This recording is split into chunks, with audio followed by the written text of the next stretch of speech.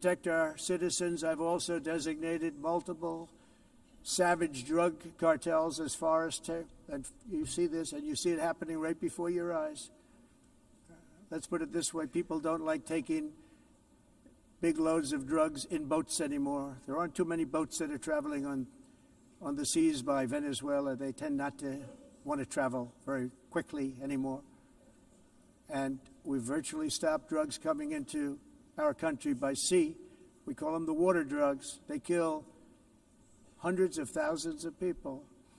I've also designated multiple savage drug cartels as far as foreign terrorist organizations, along with two bloodthirsty transnational gangs, probably the worst gangs anywhere in the world, MS-13 and Tren de Aragua. Tren de Aragua is from Venezuela, by the way. Such organizations torture, maim, mutilate, and murder with impunity. They're the enemies of all humanity. For this reason, we've recently begun using the supreme power of the United States military to destroy Venezuelan terrorists and trafficking networks led by Nicolas Maduro. To every terrorist thug smuggling poisonous drugs into the United States of America, please be warned that we will blow you out of existence. That's what we're doing. We have no choice. Can't let it happen. They're destroying. I believe we lost 300,000 people last year to drugs, 300,000. Fentanyl and other drugs. Each boat that we sink carries drugs that would kill more than 25,000 Americans. We will not let that happen. Energy is another area where the United States is now thriving like never before.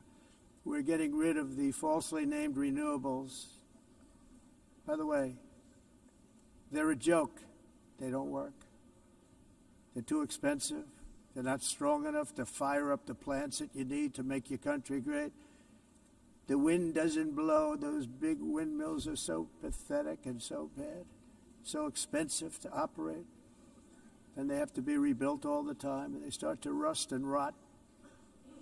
Most expensive energy ever conceived, and it's actually energy. You're supposed to make money with energy, not lose money. You lose money, the governments have to subsidize. You can't put them out without massive subsidies.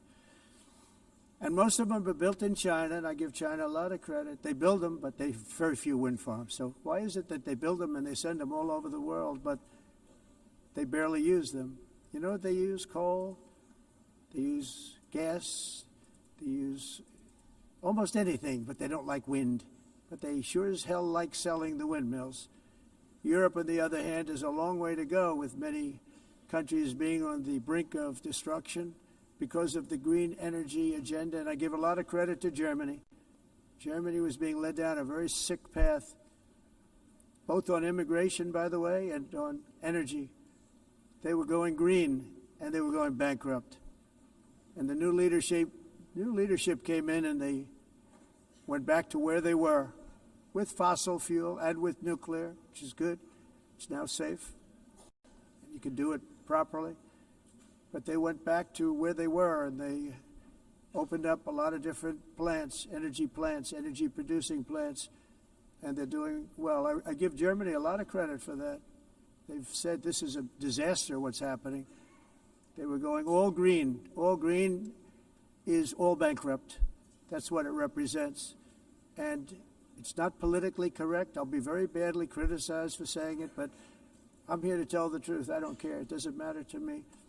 I'm in New York City. I'm feeling a lot safer. Crime, we're getting crime down. And by the way, speaking of crime, Washington, D.C. was the crime capital of America. Now it's after 12 days, it's a totally safe city. Everyone's going out to dinner. They're going out to restaurants. Your wife can walk down the middle of the street with or without you. Nothing's going to happen. My people have done a fantastic job. And yes, I called in the National Guard.